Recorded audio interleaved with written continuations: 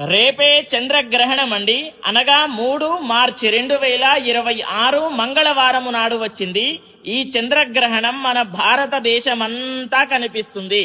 కాబట్టి ప్రతి ఒక్కరు కూడా నియమ నిష్ఠాలు పాటించాలి. మరి ఎటువంటి నియమాలు పాటించాలి అని అంటే, మీరు 12 గంటల లోపే ప్రొద్దున్నే తినేసి ఉండాలి. అది టిఫిన్ అయినా సరే, భోజనమైనా సరే, ఏదైనా సరే తినేసి ఉండాలి. తరువాత తినకూడదు. ఎందుకు అని అంటే, మధ్యాహ్నం 3 గంటల నుండి గ్రహణం అనేటటువంటిది ప్రారంభమవ్వబోతుంది. ఎప్పటి వరకు ఉంటుంది?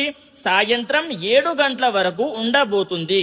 కానీ మన భారతదేశంలో మాత్రం ఎప్పుడు కనిపిస్తుంది అని అంటే, 6 గంటల నుండి, సాయంత్రం 6 గంటల నుండి 7 గంటల వరకు ఈ యొక్క వ్యవధిలోనే ఉంటుంది. 1 గంట సేపు మాత్రమే మన భారతదేశంలో కనిపిస్తుంది.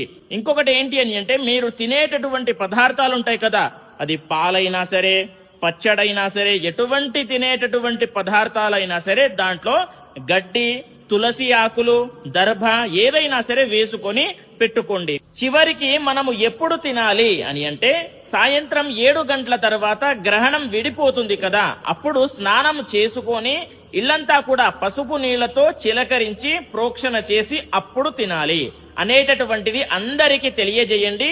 స్వస్తి, సర్వే జనాః సుఖినో భవంతు. Download ShareChat.